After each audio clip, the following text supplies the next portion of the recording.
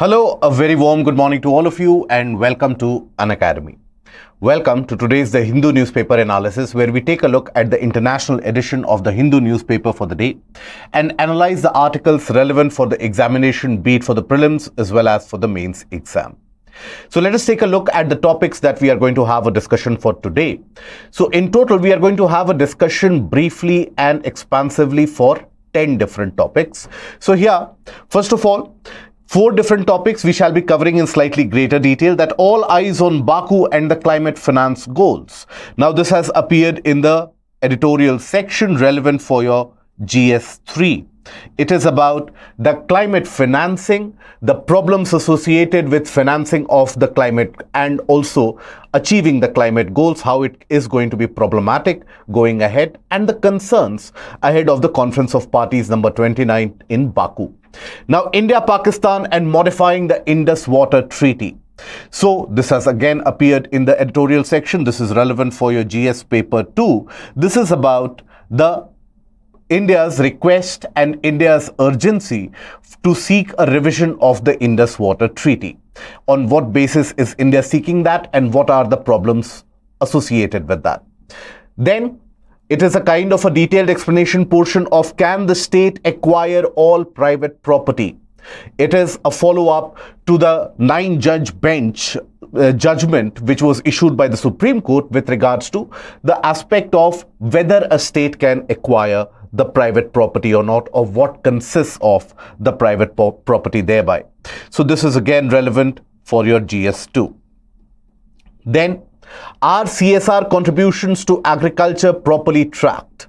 So here, even though this article does not include that much about peculiar details, we are going to utilize this article to talk about that how CSR funding in agriculture can indeed be a real game changer and what are the problems associated there. So this is your GS paper 3.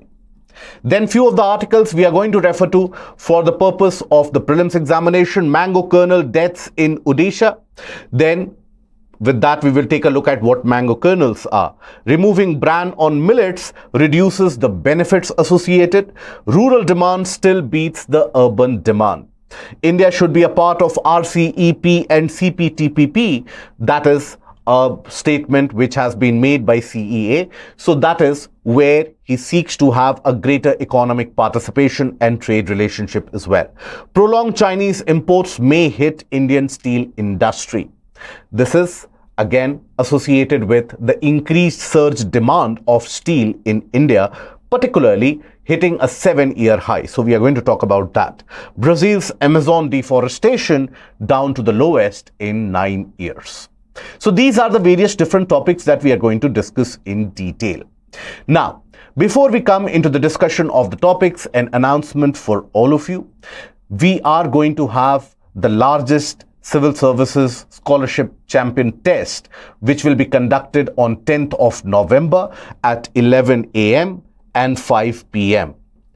We do urge all of you to do practice and take the test so that you get an idea about where you stand in terms of the competition that you are expected to face at the time of the examination, right? Many of the times we feel very confident that we are doing enough, whatever we are doing, and that will carry us through the examination and we are having the best preparation.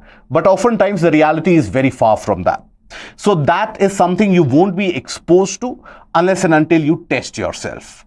And where do you test yourself? In the most ideal conditions where you have so many sample sizes. And that is what this test offers you.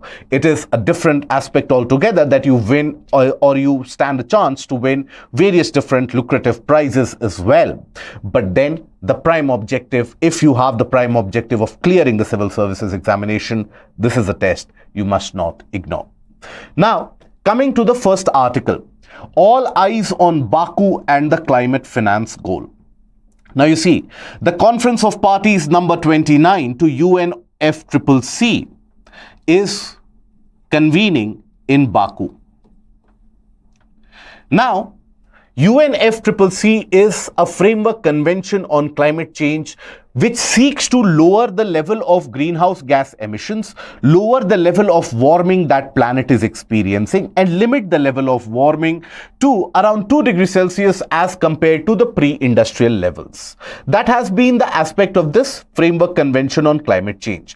This UNFCCC was something which was signed in 1992, again along with Convention on Biological Diversity at the Earth Summit in Rio. Now, in Rio, Brazil. Now you see, every conference of parties has got a certain agenda which is attributed to it. For example, Conference of Parties number 28, which was held in Dubai and was hosted by UAE, that had an agenda about loss and damage funds as well as interlinking the aspect of health with climate change and understanding the impact of climate change on human health. That was the agenda. Now this time the agenda is about galvanizing financial resources to be deployed by various different countries, not only to mitigate the impact of climate change, but also develop resilient adaptations by the various different countries. Now, those finances are to be required by whom? Finances are to be required by the developing nations and the underdeveloped nations. And who is supposed to provide those finances? The developed countries are supposed to provide those finances. Now, there has been a ministerial meet associated with the Conference of Parties. Prior to the Conference of Parties, always there is a ministerial meet where high-level delegation of the ministers representing their governments, they come together on the same page, on the same table, they discuss and iron out any differences so that at the time of the Conference of Parties, there can be a fixed agenda which can be taken up. All the differences have already been ironed out and a decisive step can be taken. That is why ministerial meets are held. So the ministerial meet which was conducted, now that talked about the new collective quantified goal, right? NCQG, new collective quantified goal for the financing. And this ministerial meet also talked about deployment of finances, but it had certain concerns and it hit certain roadblocks, which is an indicator of the kind of conditions that the actual meeting will have, which is also an indicator of the fact that in this meeting again, we can be facing or heading for a logjam without any particular decision out there. So let us first of all understand what are the unresolved issues. Unresolved issues when it comes to this meeting and about the agenda of financing. First of all, so here, structure and the scope of new collective quantified goal. So when you are making a new structure, this Conference of Parties is initiating a new structure for financing. So this new structure for financing, what will be its, and the body will be constituted by whom? Who will represent and the various different countries? What will be the mandate of this NCQG? Whether it can enforce certain decisions or whether it is only advisory in nature, whether it is a stock-taking exercise in nature. So that is something which is still not clear. Then scale of financial contributions. What is the scale which is required?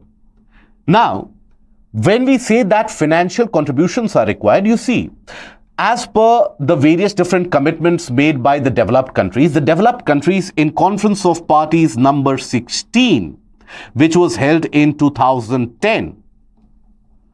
Where was this Conference of Parties number 16 for 2010 held? Take a look at it.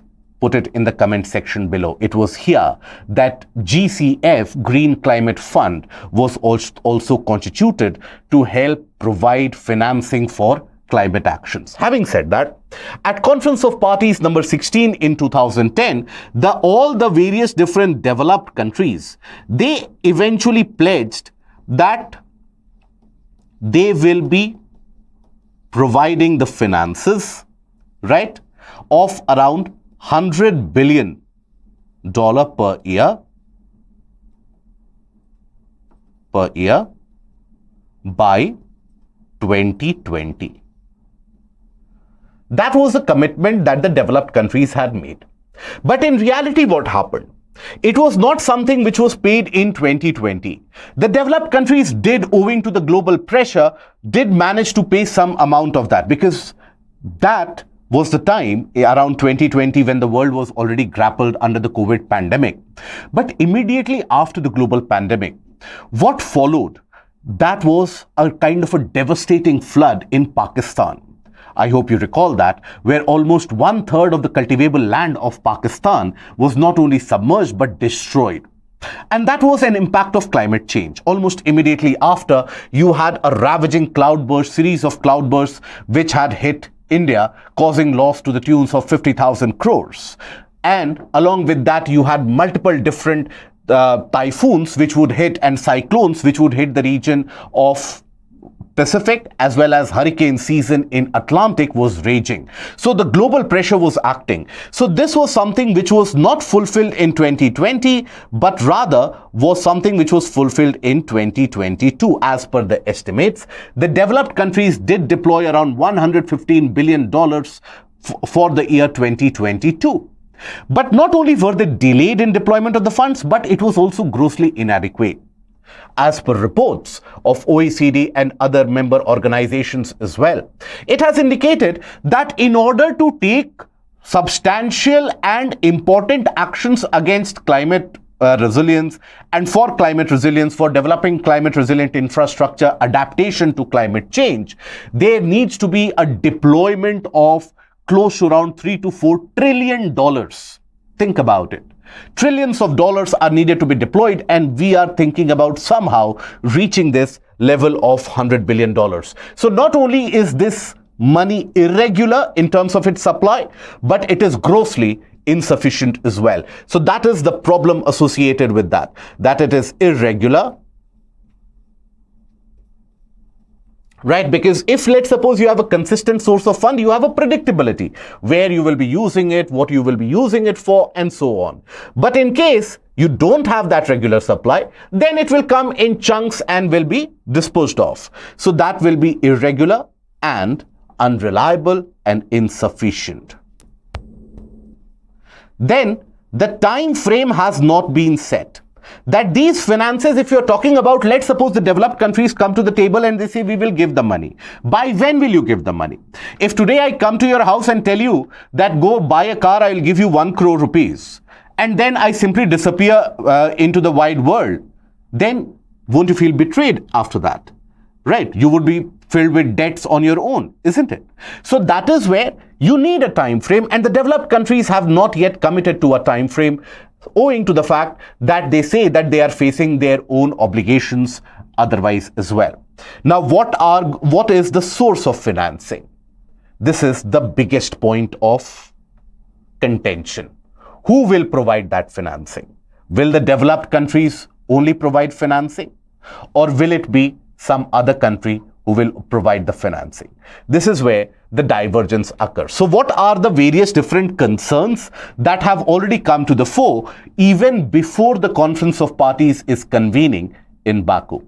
So let us take a look at that. First of all, now you see, the developing countries have been saying that, look, stick to the principle of common but differentiated responsibility, CBDR.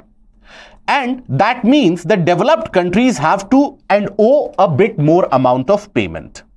But then the developed countries are saying that widen the finance base. They are wanting to have some amount of monetary input from the Gulf nations, from the oil producing nations, and also countries like China.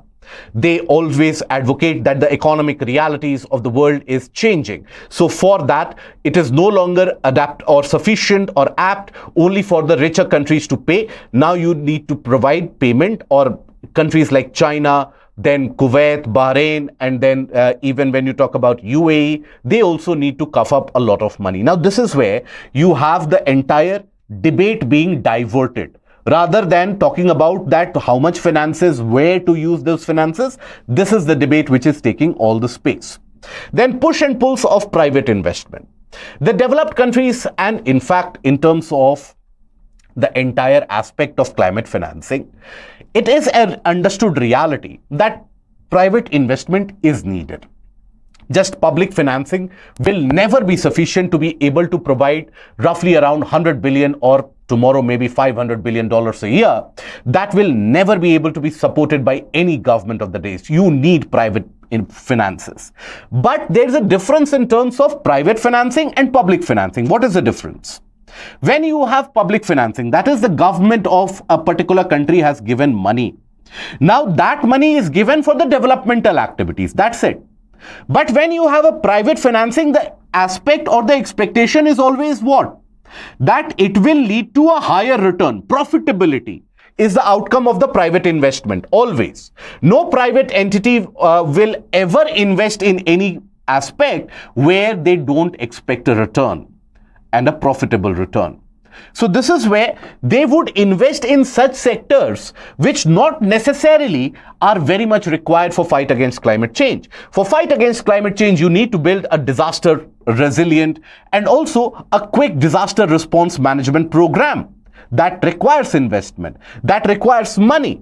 To be able to deploy resources to rescue people out of the disaster zones, that requires resources, right? Now, why will the private sector invest in that?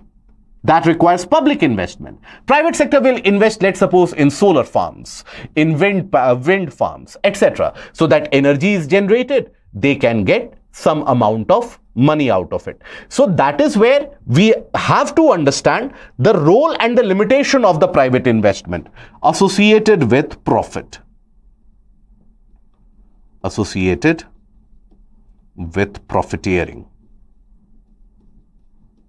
Okay. So mostly private finances go for clean energy, renewable energy. They don't go for disaster resilience and climate adaptation is where they don't go for. Climate adaptation means what?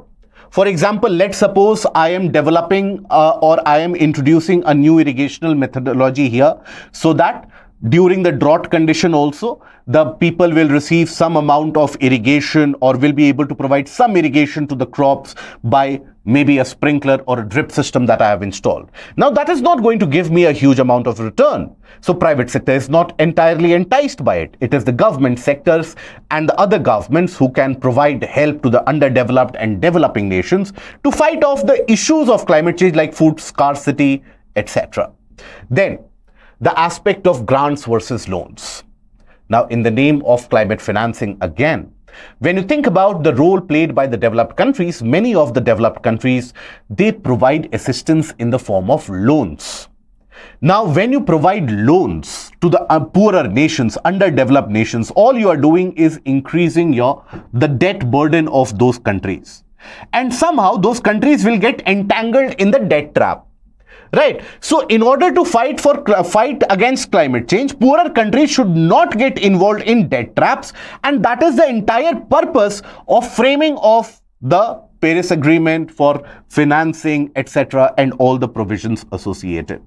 So that is where the developed countries need to change their mindset and start talking about provision of grants rather than provision of loans. Loans means poorer nations will get involved or trapped in debt traps. Okay. Availability of funds, as we have talked about, is a major point of concern. Now, clean energy. Now, clean energy is a requirement. Solar power plants, wind energy, etc. is a requirement. But that is not the only requirement for your fight against climate change, as we have discussed. You need to develop resilient infrastructure, which is even able to withstand the worst of climate change activities, worst of cloudbursts, etc. You need to develop resilient communication systems. You need to develop a very robust, agile disaster management force, rescue force. You need to develop proper radar systems, information mechanisms so that you can predict the weather mechanisms. You need to develop proper rehabilitation and rescue processes and standard operating procedures for that. You need to have a well-developed inventory of food grains, medicines built up to help people at the time of climate change. And that can be heat waves, droughts, floods, cloudbursts, landslides, gulfs, any of those actions. People need help. That needs to be provided. And for that, funding is required. You need to develop a drought-resilient variety of crop. You need to develop better methods of irrigation. All these are required to be deployed so that effectively the world can stand up and fight against climate change, and they can adapt against climate change. But what is happening? In the name of climate change and the fight against it, all the funds are going only in this direction. And that is owing to private investment. This requirement of fund for other purposes is not happening at all. Now, the poorer countries, they not only need the finances. Many of the countries, for example, take our own case, India. India would benefit significantly if there is a technology transfer. Let's suppose technology transfer for waste management, technology transfer in terms of the better transportation systems, newer battery technologies, etc. Now, if that technology transfer happens, that is when a long-term reliable capacity building can be expected to happen by these particular countries as well. So only financing, which is inadequate already, that will not solve the purpose. You need to provide the other helps as well. Okay, so what is the way forward? The way forward is that the global south, the underdeveloped and developing nations of the world, they need to come together. Multilateralism is the need of the hour.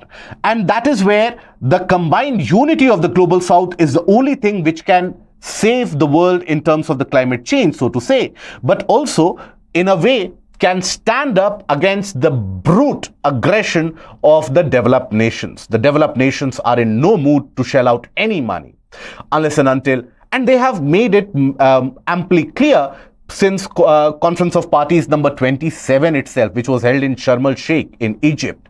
At that point of time, a debate raged between the Australian members and the members of the Indian representation about the role of the developed countries and why should developed countries not be providing finances, etc. So the developed countries have been hardening their stance for the past couple of Conference of Parties. They know that if they budge to it, then that is something which will drain their public finances, and they are not ready for that. They don't believe in the principle of CBDR, but that principle of CBDR has been agreed upon time and time again since the time of Kyoto Protocol in 1997 till Paris Agreement in 2015. CBDR has been the base of our climate actions. So we cannot simply ignore it. The global south needs to stand up for the rights of climate. Then need for technology transfer and the adherence to the principle. That is very much the need of the hour. So what have we seen? The concerns associated with the Conference of Parties, the concerns associated with the climate financing, and what needs to be done going ahead. I hope this is a topic which is understood. Now, let us take a look at the practice question. Discuss the challenges in accessing of finance for climate action by the developing countries. It is a 15-marker question. So what do you write in terms of the introduction? How do you introduce the answer? In introduction, you will address the aspect of the requirement of financing. That climate change is upon us and is causing devastation and destruction in large numbers across the various parts of the globe. The need of the hour is the urgent deployment and building of capacity in terms of the funds utilization and the funds which are provided. Like that, you can provide the intro. After that, in the body portion is where you talk about the financing mechanisms. So the financing mechanisms that you have is where the developed countries, adhering to the principle of CBDR, have to pay that amount. Now, you can mention the particular organizations. You have GEF, Global Environment Facility, and Green Climate Fund. GEF was formed when? It was an outcome of the Earth Summit in terms of the operationalization of it, and GCF was in 2010. Now you talk about the fact that the funding from these two organizations has been irregular and insufficient at level best, and they don't solve the purpose, and it is very discretionary about which country it wants to fund about. We have talked about it yesterday also. Then you talk about the other concerns about grants versus loans, private investment, clean energy versus adaptation and resilience, all these factors you mentioned. Eventually, in conclusion, you talk about the fact that unless and until immediate and urgent mobilization of climate funds do not take place, the entire aspect or the world that we see it is not going to remain the same, and we are staring at a massive disaster. So the need of the hour is the deployment, mobilization of the fund, and adherence to the principles agreed as per Paris Agreement. Okay? So do try to write the answer on your own. Then we come to the second topic, that is India, Pakistan and modifying the Indus Water Treaty.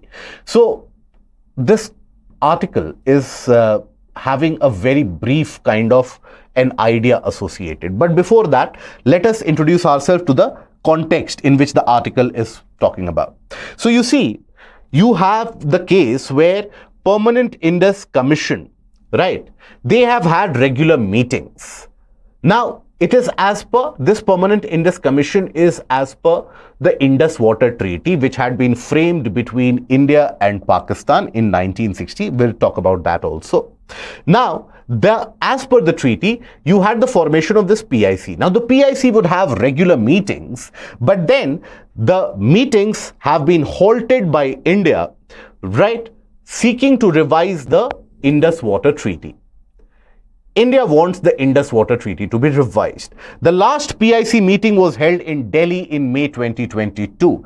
After that, India has not participated in any PIC meeting between India and Pakistan. So on August 30th, 2024, India sent the fourth letter since 2023 requesting renegotiation of the treaty. On what basis does India want the treaty to be renegotiated, to be reconsidered?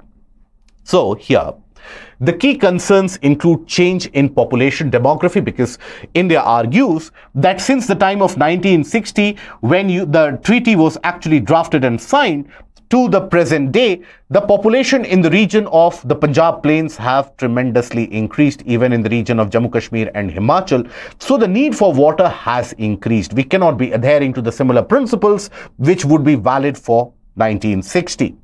Environmental issues are significant, and due to cross-border terrorism, these are the factors owing to which India wants a renegotiation. Now, before and unless that dispute is not resolved, India is not ready to engage in any kind of meeting, activity or consensus for the Indus Water Treaty. Now, when you talk about Indus Water Treaty as a whole, here, understand this. Indus River Basin, if you consider River Indus in itself, River Indus originates from the region of Tibet and then moves in the northwestern direction to enter India from the area of Leh and Ladakh, and then enters into Pakistan. Now, this River Indus has got various different tributaries, both on the left-hand side, left bank tributaries, as well as right bank tributaries. Right bank tributaries are not very large. You have, for example, Gilgit, you have Shyok, you have Hunza, you have Kabul. These are some of the right bank tributaries. But when we talk about the left bank tributaries of River Indus, the left bank tributaries are significant. They are also known as by the name Panjnad, or a cumulative of 5 rivers. Which are these Panjnad? So you basically have Jhelum, Chenab, Chenab, then Ravi, Satluj, and Beas. Okay, these are the 5 left bank tributaries. Now, if you consider the entire Indian region, you will basically find that across the region of Jammu Kashmir, then Himachal, Punjab, That is the area, if you consider, you will find there are 6 streams. River Indus itself, right? If you include River Indus also. So there are 6 different streams which move westwards into Pakistan. Beas does not enter into Pakistan. Beas is a kind of a smaller river which ends and confluences within India itself. But others, they move into Pakistan. Now this Indus Water Treaty, that partitioned the Indus Basin into eastern rivers and the western rivers. Now the western rivers would be Indus, Jhelum and Chenab. These would be classified as the western rivers. Okay? And then Ravi, Satluj and Beas, these would be classified as eastern rivers. Okay? Now, India has got a complete right and access to the eastern rivers. India can utilize, do whatever it wants with the eastern rivers. But when it comes to western rivers, there India can use it in a very limited fashion. Right? So India can use only about 62.2 cubic kilometer, right? And 170.3 cubic kilometers of water is something which is reserved for Pakistan. Right? So western rivers to Pakistan, eastern rivers to India. India can use western rivers for domestic, non-consumptive agriculture and hydroelectric purposes only. Now, what is this Permanent Indus Commission whose meeting is not happening? Established for information exchange, cooperation, as well as conflict resolution. India can store some water on the western rivers, but in case of eastern rivers, its storage capacity is huge and it is discretionary. Now, the treaty also provides for the fact that the treaty remains in force unless both the countries agree to a new pact. So unless and until both the countries agree that it needs renegotiation, it needs revision, the treaty will remain in place. That is why India has consistently been urging Pakistan to consider for the renegotiation of the treaty owing to the new global realities and the new population realities of the region as well. Now, when you consider these treaties overall, now they have an impact in terms of enforcement also. Now, renegotiation of the treaty. Pakistan has not showed much of an interest in that. But also you understand, when India and Pakistan take a look at Indus River Basin, both of them have different approaches, divergent approaches towards the Indus River Basin. What is the divergent approach? When Indian side takes a look at the Indus River, it thinks about optimal utilization. How much can we utilize the water of all the river systems, be it for generation of electricity, for agricultural purposes, for water storage, drinking water supply, pisciculture in certain cases, so on and so forth. But Pakistan, on the other hand, is wary about the fact that India might stop all the water. So Pakistan wants a kind of uninterrupted flow.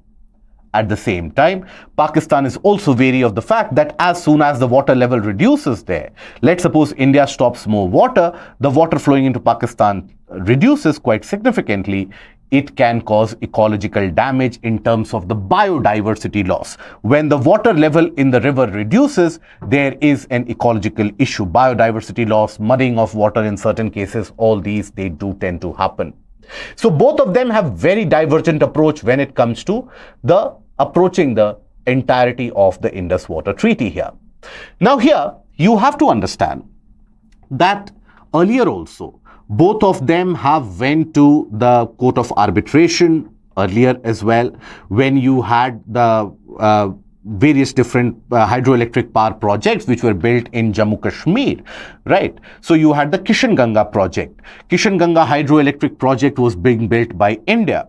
Now that is where Pakistan dragged India to the Court of Arbitration. Now, Pakistan said that with the building of the Kishan Ganga project, India will stop all the water coming into Pakistan. Now, the Permanent Court of Arbitration said that, look, this particular hydroelectric project, it is being built on what? On the Indian side, on a very different basis, run of the river model. So that is allowed. But at the same time, it also ensured a caveat to India that you have to ensure that uninterrupted flow, minimal amount of flow is ensured to Pakistan, so that Pakistan's concerns are also addressed. But it also sided with India in terms of the fact that this Kishanganga project is absolutely fine. So, where is River Kishanganga, or where is that Kishanganga project? Let me know in the comment section. Project, right? Now, allowed for run of the river project. Allowed for run of the river. Run of the river project means what? Hydroelectric project. What does that mean? So run of the river is where you don't build a dam or construct a large reservoir. You simply divert the water of the river to ensure generation of hydroelectricity. That is the run of the river project. So that is allowed. But at the same time, ensure availability of minimal flow. Of minimal flow.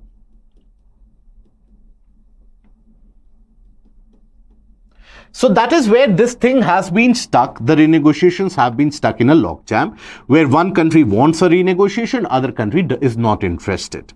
Other country is always skeptical about what India can do. So what can be the way forward in this situation? The way forward can be there are certain approaches which are adopted basically in various different parts of the world. Yes, perfect. It is on Jhelum River. So various different parts of the world, there have been transboundary rivers, and in the case of transboundary rivers, certain success cases have been when both the countries together agree to carry out an environmental conservation principle to be upheld before utilizing the water of the river. What does that mean? Let's suppose tomorrow, India wants to construct, let's suppose, a dam across River Chenab here, let's suppose. Now, before construction of the dam in this entire region, right, if India and Pakistan agree to carry out environmental impact assessment in both the countries, okay, so that is where Pakistan will also have a confidence building measure, and India at the same time will also have a reliable aspect where they know that it will be conflict free. Any project which is mired in conflict is never good, right? So that is why conflict free projects are something which is very much required for the peaceful water sharing in that particular area, right? So that is something that you can always provide as a kind of a way forward, that is combined EIA, environmental impact assessment by both countries prior to any project being implemented. Okay, project implementation.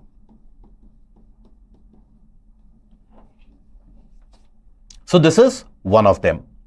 Then basically you can have other things, that is you can have negotiations for this, owing to the fact that if, let's suppose, both the countries are transparent enough in terms of the amount of water which is received and released both by the countries, that is when they will have a kind of a much transparent discussion, and even renegotiation can be possible owing to the fact that it is data centric and not sentiment centric. So data centric transparent resolution can be done, and negotiation is the only way forward. Okay, so what is Indus Water Treaty? What is the Indus Commission and why it is not meeting? What are the eastern and the western rivers? What was the outcome of the Kishanganga project? What was the Kishanganga dispute? Divergent approaches by India and Pakistan, and the way forward is something that we have discussed here. I hope understood. Now, after this, we move to the next article, that can the state acquire all private property?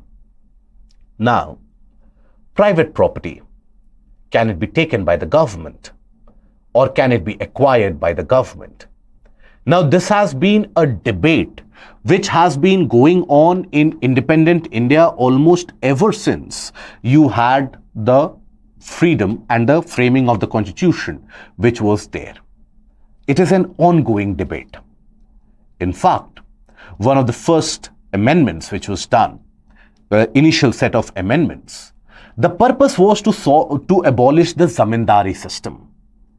And in order to abolish the zamindari system, a new schedule was inserted in the constitution. But that did involve the state to intervene in terms of the private property. Now, initially, the constitution makers, the constitution framers, had put the right to property under Part 3 of the constitution. That is, under Article 19(1)(f). Right? Under Article 19(1)(f). Right to property was a fundamental right, and an individual had a right to compensation associated as well.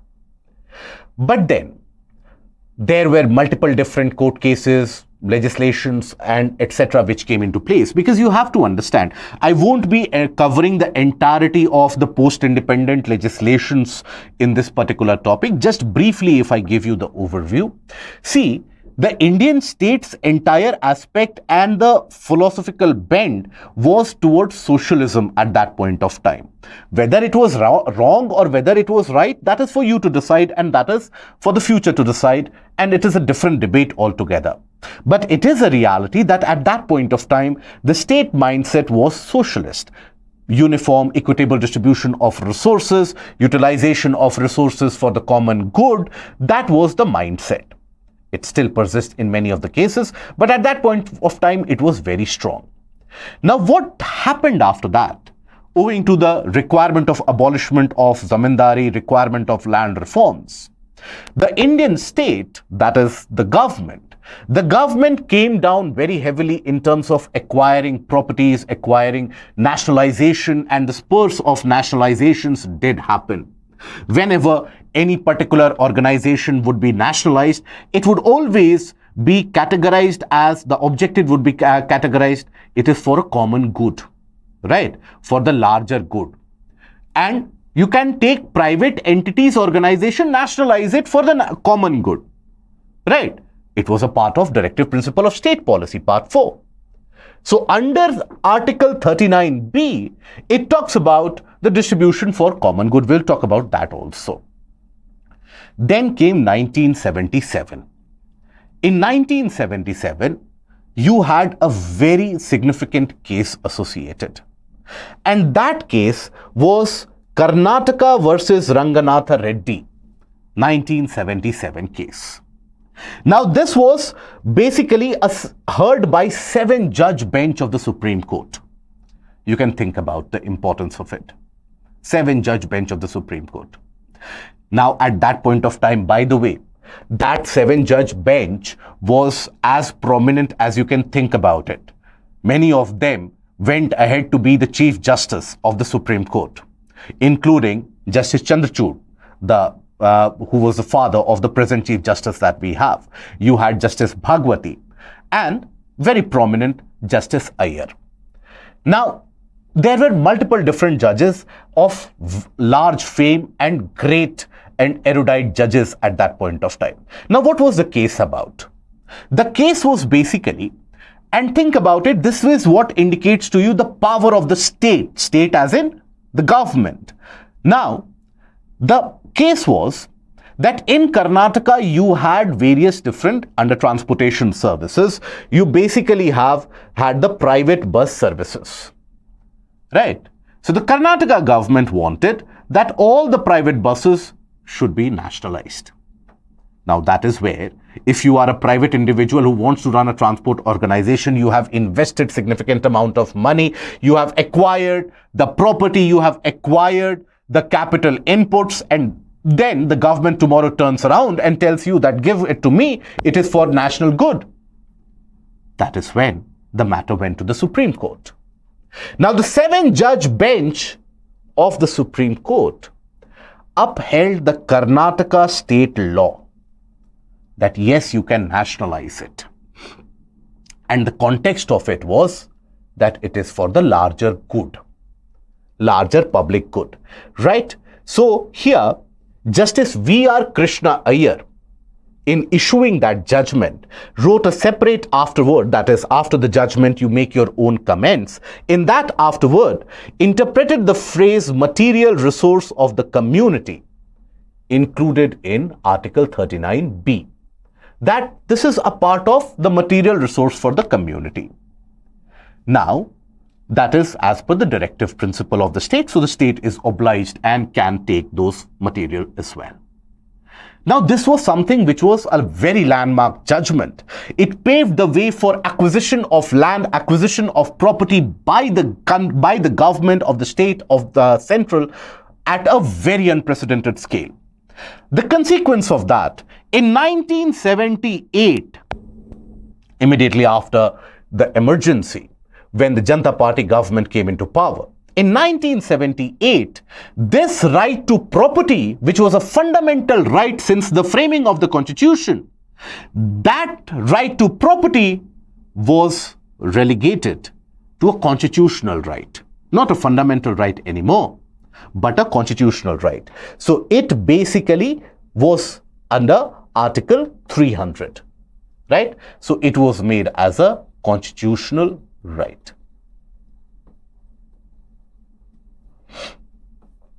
So this is where it talked about the right of compensation, etc., but it was no longer a fundamental right. You could not challenge it on the aspect of the basic structure and so on. So that is where the entire ebb and flow had happened. Now let us understand some of the relevant articles and the context associated. Now this is where the present bench of the Supreme Court, the 9-judge bench of the Supreme Court, they have issued a statement, they have issued the order, and in that order, what have they talked about? We'll talk about it. It is a majority judgment or the majority judge opinion. Only one judge has dissented, but a lot of remarks have been and a lot of things have been made out of Chief Justice Chandrachud's statement about Justice Iyer's interpretation of the common good. He talks about the fact, Justice Chandrachud, D.Y. Chandrachud, the Chief Justice who is remitting office in a couple of days. Now here, Justice Chandrachud said that, look, what happened in 70s, what was a judgment issued by the 7-judge bench for the common good acquisition, right, and the benefit of the population, that represented a mindset, for economic mindset, and we cannot be bound by that economic mindset as we move ahead. In a way, he was saying that what happened earlier, and Justice Krishna Iyer, he issued a kind of a judgment completely aligned towards socialism. That was the requirement of the time, but now we have a liberal economy. We cannot be impinged by those principles of socialism anymore. This is where Justice Nagaratna has actually talked about the fact and has basically objected to this argument of the Chief Justice, and has talked about the fact that we are all simply members who represent judiciary at the highest court of India and a vital part of history of India.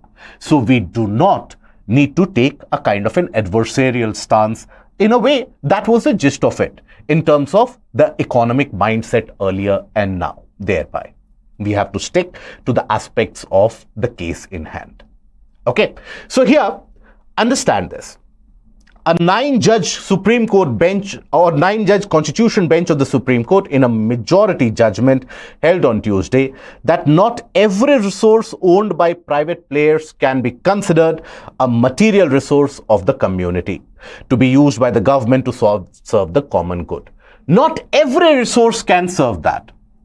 For example, let's suppose as an individual, I have some jewelry at my house. Will that be considered as a common resource? That is also a private resource. If let's suppose, and this is something that the Chief Justice had asked in the court proceedings, that if I invest, let's suppose 1 crore build a house, is that a common resource?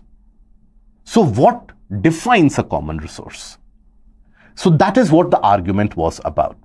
Now here certain articles are oftentimes talked about. Whenever the right to property comes into the picture, there are certain articles which become very relevant. One of that is Article 39B. So this 39B mandates that the government should direct policies to ensure material resources of the community are distributed to best serve public welfare. So that is the directive principle to the state. Part 4 of the Constitution. That material resources of the community. Now think about the implication of it. Material resources, if I own this is also a material resource. If let's suppose I have a forest, will that be considered as a material resource? If I have a lake or a pond in the backyard, is that a material resource? Yes. So what limits that material resource? That is what the entire conversation was about. Then again, another article which is oftentimes cited is Article 31C. Now this Article 31C talks about the fact that any law which has been made in order to secure all or any of the principles laid towards the Part 4, that is directive principle of state policy, shall be deemed to be void, or it should not be deemed to be void on the ground that it is inconsistent or takes away or abridges any of the fundamental rights of Article 14 or Article 19. So no law giving effect to the policy of the state towards securing all or any of the principles shall be deemed to be void. That means if a law is made to enforce the principles, the directive principles of state policy, it cannot be deemed to be violating Article 14 and Article 19 and thereby considered to be void. Right? So this is where Article 31C also comes into the picture.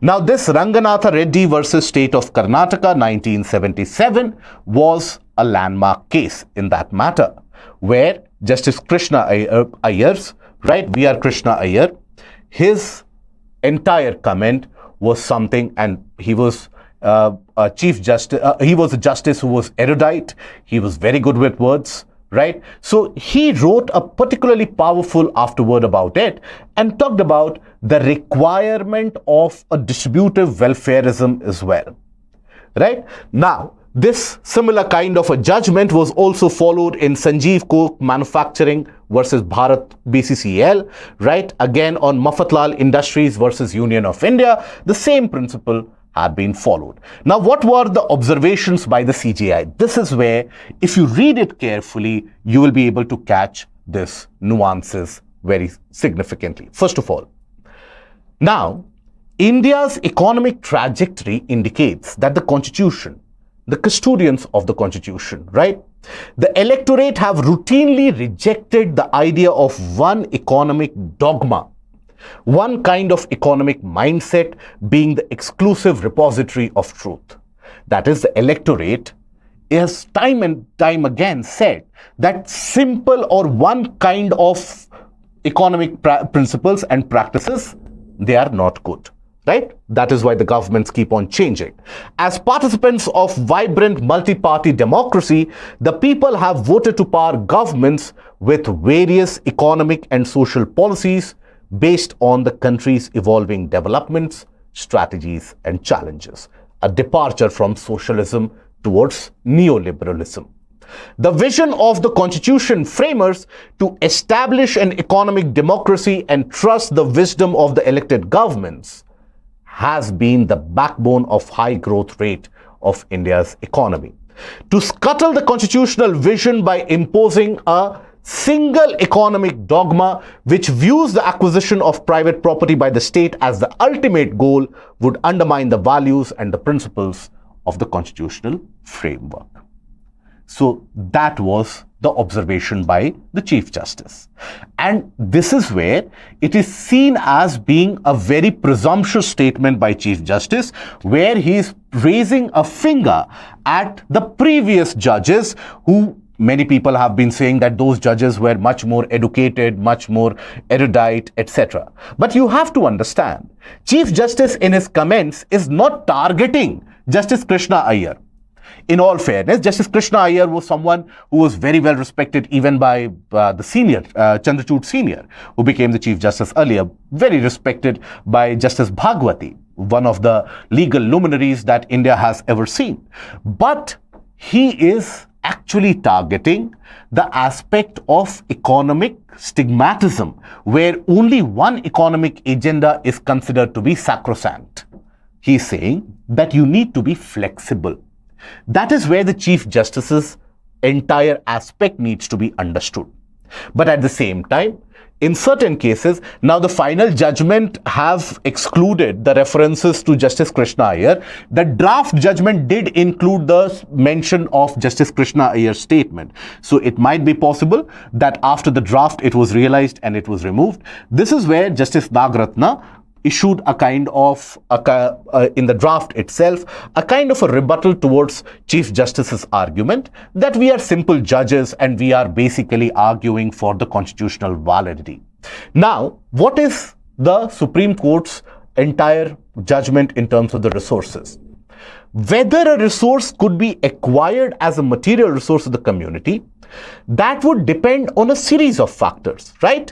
Non-exhaustive factors. Non-exhaustive means it is continuing, right? Factors can be increased going ahead into the future. Right now you think about economic principles, tomorrow you think about social welfareism, day after tomorrow you think about climate aspect, after that you think about disaster management. There can be a non-exhaustive factor. Then, like the nature or the specific resources and their characteristic, they have issued or said that, for example, if you consider spectrum, if you consider a forest, if you consider a land area, it can be used for a common good. It can be acquired, right? Whether such acquisition was essential for well-being of the community, scarcity of the resources, and consequences of such resources concentrated in the hands of private players. Okay, so that is the basic aspect associated. That the resources, you cannot have a blanket case where everything in the name of public good, because you are implementing directive principle, everything can be acquired. No. That is where you need to have a kind of certain factors which will determine that. And it will be dependent on how much good, what kind of good is it leading to the public population, etc. and so on. Okay? I hope this is understood. A very brief gist, a recap in 30 seconds of everything that we have discussed. We have discussed about the right to property, how it was initially we had discussed about the importance of a kind of a socialistic aspect where India had to abolish zamindari system post-independence. That is when acquisition of land was the need of the hour. And that is when you had a new schedule introduced. At that point of time, Article 19 included the right to freedom as a fundamental right. Then after the fact that the government continued to acquire more and more land and nationalize more and more private resources in the name of public good for enforcing the directive principle, the matter reached the doorsteps of the Supreme Court.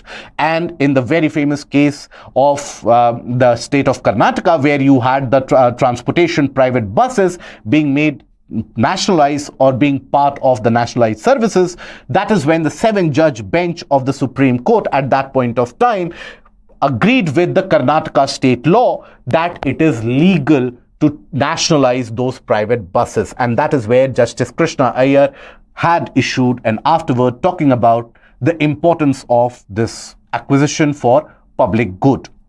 Now, the present Supreme Court 9-judge bench has said that we need to have a departure from that economic ideology of socialism and towards liberalism, and the electorate, when they choose the people in power, the governments in power, they are free to select their own economic agenda, pursue it, and that is something which has made India progress in the world.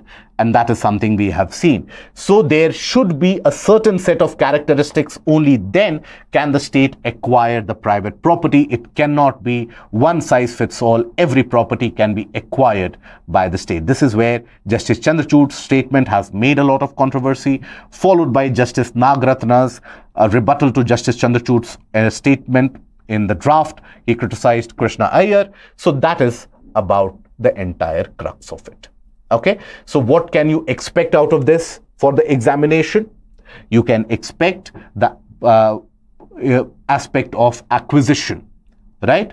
Acquisition, whether it is for distributive welfareism or whether it is for the larger public good. Okay. Now, after that, I hope that article is clear. Now coming to the next article, are CSR contributions to agriculture property tracked? Now, corporate social responsibility, CSR. Now, this is the significant amount of addition that Indian legislative system has.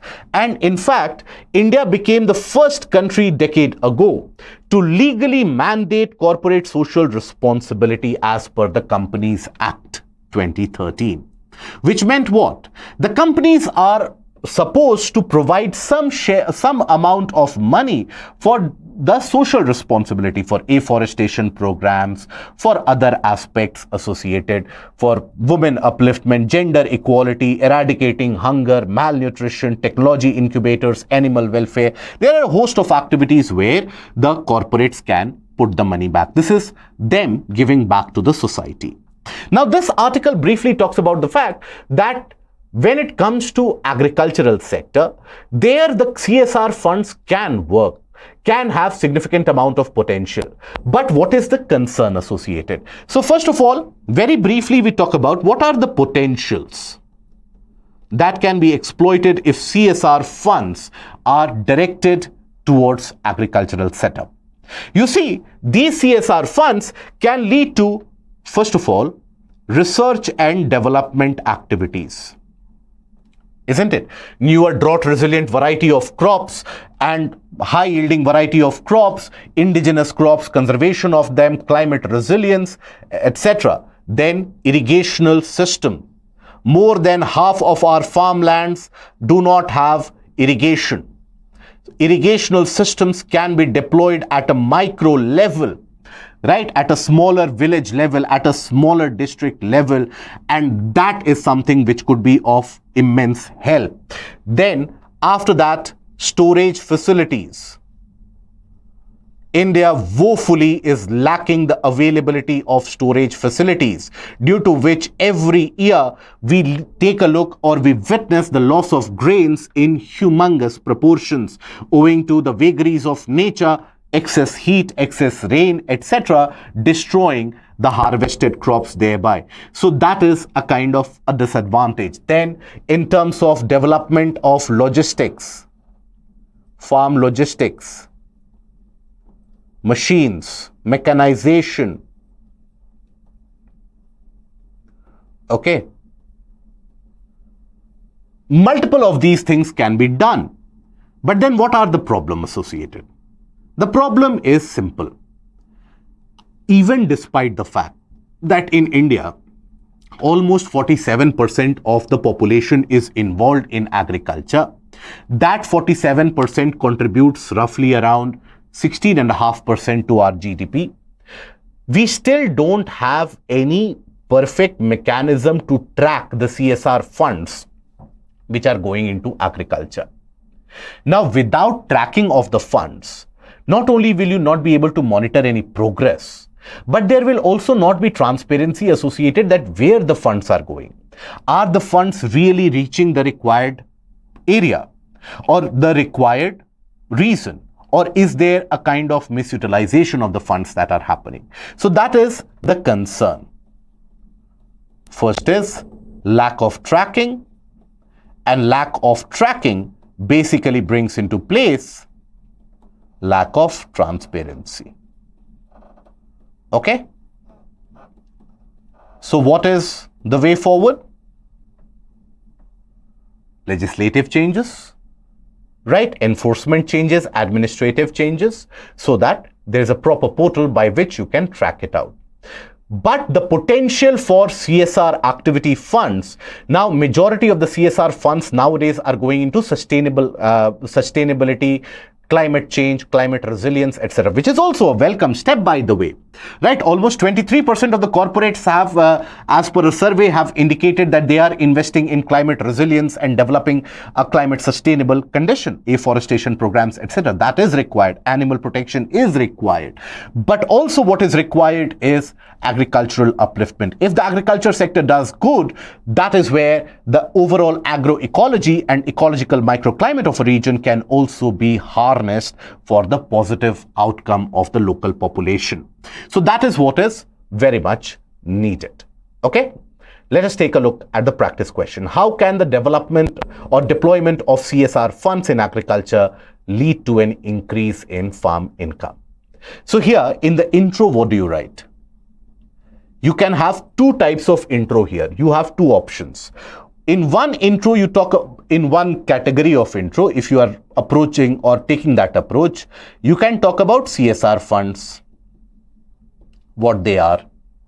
Okay, so they are deployed for a larger public good, for giving back to the society, etc. The other is where you talk about the aspect of agriculture. Okay, that in agriculture, this much amount of population, they require that upliftment, contribution to the GDP. That is what you talk about. Then after that, in the body,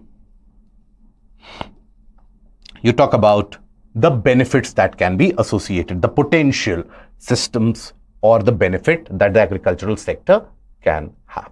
Okay, eventually you can talk about or conclude that deployment of these funds will not only mean the upliftment of large amount of farmers from impoverishment, but also will provide a healthy outcome in our cultivation system, leading to nutritional security rather than simply limiting ourselves to food security. Okay, with that you can end the answer. Now coming to certain articles relevant for your prelims. So Odisha government basically is under the scanner for deaths which have happened owing to the consumption of mango kernel. Now you see, while we are not going into the political aspect associated with it, but when we talk about mango kernel, what is that mango kernel? So you see, this is where you have the seed of mango, and within the seed you have the kernels. Right? Now these kernels, ideally, they are very nutritious. So they are also consumed by the tribal population in order to ensure that there is nutrition available even with the scarcest amount of food. Right? But what has been thought of, or what is being cited as the reason for the death, is that this particular mango kernel went bad. It got spoiled. Right? So it got spoiled as in there was fungal growth and microbial infection which happened, and after that when it was consumed, so people did consume it on the first day, on the second day, third day, so it is said that they did not store it properly. So the people who consumed the kernels on the first day, they were absolutely fine, but the people who consumed it on the third day and on, they died. So that is because of microbial infection which happened in that. So that is where mango kernels are in use. So what are the benefits associated with mango kernels due to which they are consumed? They aid in digestion. They provide fiber. So due to its antibacterial properties and fiber content, they have been proven to help in digestion. They are loaded with fiber, weight loss, and also monitoring of hypertension. So that is where balancing of hypertension. So this is the benefit associated with mango kernel. That is what you have to understand. Okay. Now, removing bran on millets reduces the benefits of eating them. Now, a study has basically found out that when you consider the millets, right? Now, just like rice or paddy is something which also has got husk. Okay. But the rice that you and I we consume from that we buy from the market, that is basically polished rice where that husk and the covering is removed.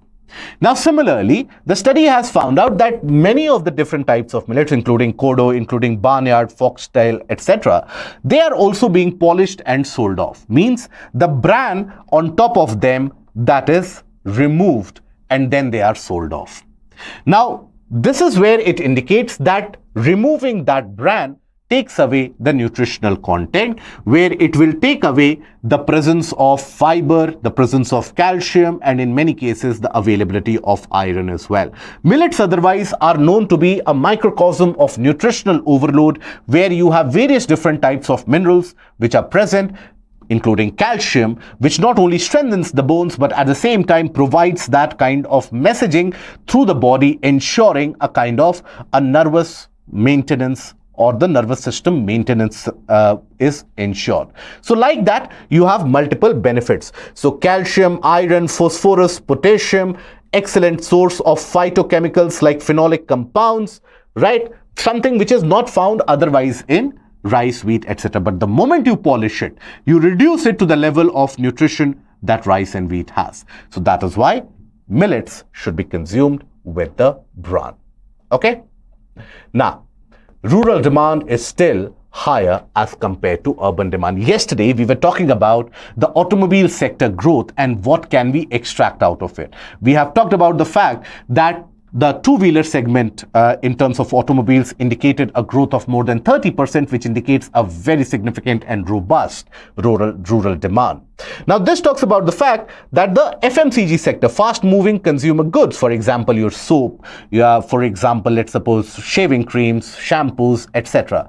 So, FMCG sector has experienced a 5% growth in volume overall. Now, they have indicated that across the country, as of now, still, rural demand is outpacing the urban demand. This is owing to a kind of a well-aspected monsoonal rainfall, also better crop harvest also. But you have to understand that this is as per the expectations. If opposite would have happened, that would have been slightly a worrying trend, because rural population is almost 65% in our country, whereas urban population, as per the previous estimates, is restricted to somewhere around 35%. So 65% of the population should ideally have a larger demand. Otherwise, what would it indicate would be a massive scale of inequality which would be prevalent. Now, Niti Aayog CEO Subramaniam had basically said that India should be a part of global groupings, basically as a part of RCEP, CPTPP. Now, what does that indicate? So when we say that India should be a part of these global groupings, now RCEP, for example, it does consist a lot of various different countries in the Asia Pacific, right? So you have Brunei, ASEAN nations, etc. Now it is to improve the trade relations with the countries and also ensure that there is enough amount of export-import, creating that internal demand and also increasing the manufacturing prowess of the country. That is something which is going to ensure a sustainable demand and a sustainable growth trajectory for the country. Okay? Right. So here, for your examination, what do you need to know? You need to know what is that RCEP, Regional Comprehensive Economic Partnership, and CPTPP, which is Comprehensive and Progressive Agreement for Trans-Pacific Partnership. So that is where it is seeking to benefit out of both of. Now, India has already sidestepped out of RCEP owing to disagreements in terms of export of services. Okay. Now, after that, prolonged Chinese imports may hit Indian steel industry's investment. Now, this is a statement which has been issued by the chairman of Tata Steel, where he says that, look, Chinese imports are rising, not because of the fact that when we talk about Chinese imports, these are not being manufactured at a cheaper price, but the Chinese, they are selling it at a cheaper price despite the fact that they can incur losses. They are redirecting the steel imports to India through countries of Southeast Asia as well. So that is their aspect, due to which the Indian steel sector is getting impacted. Okay, the Indian steel sector is facing a lot of problems in terms of, for example, the various organizations are unable to invest. If they want to increase the capacity, how will they invest if they know that cheaper steel is available? So that is why you basically have the problem in terms of investment. This on the backdrop of the fact that India is amongst the world's largest steel importers as of now. The demand for steel in Europe, US, Americas, everywhere has declined, but the demand for investment or the demand for steel rather is skyrocketing in India. From the April to August time, India steel demand has increased almost at a 7-year high. And that is something which has merged with increased amount of steel import from China as well. Okay? Now coming to the last topic, that is Brazil's Amazon deforestation down to lowest in 9 years. Now Amazon is getting deforested, has lost almost 20% of its landscape significantly in the past. Now, this year, the deforestation rate has reduced, which is a good news. Now, Amazon has also been a region where deforestation has happened by the lumberjacks, led to a forest fire. Then the Cerrado region, which is a savanna, that has also experienced wildfire. So the lack of deforestation means abundant greenery. Abundant greening means there will always be a better water feedback cycle, hydrological cycle will be maintained, and that would also ensure that the wildfires, the forest fires, they don't become a common aspect. Okay, so you need to understand, because this can be a part of a multi-statement question, that the rate of deforestation in the region of Amazon is continuously increasing. Okay, now let us take a question. Mr. Gunjan, don't mind me, sir, but I think you need to complete current affairs in 1 hour. In all fairness, don't mind it, but then please understand, your aim right now should be to cover the topics in as much detail rather than simply going for a kind of a reading of the current affairs. It is understandable that time is also a vital resource for most of you, and all of you should value time. But at the same time, you should not be compromising on the depth by which you approach the subject. Because I hope for all of you, the aim is not simply to scrape through the prelims examination, but to clear the mains examination also, for which you require an in-depth introspection of the topic, in-depth analysis of the topic, and also being able to infer what can be the way forward. Unless and until you analyze any topic on these terms, it is going to be worthless, right? Then you are restricted to only rectifying some of the facts and figures here and there, and that will not serve the purpose for UPSC. It might help you in lower grade examination, but not for civil services. So rather than being very stickly towards the exact timer of 1 hour, I would suggest that do value the concept. If the concept is gained, that is something where the time is utilized. Okay? Now, for all of you, yes, download button will be provided, don't worry. Now, for all of you, I would suggest that do attempt the practice questions, the subjective questions, try to write it on your own, try to create that writing practice, that is very important, and do go and visit the Telegram channel and take a look at the quiz, the multiple choice question, and enable and assess what your understanding has been. If you have liked the content, if it has added any value, put that in the comment section. Click on the like, share, and the subscribe button. We meet again tomorrow. Till then, take care. Goodbye. Thank you.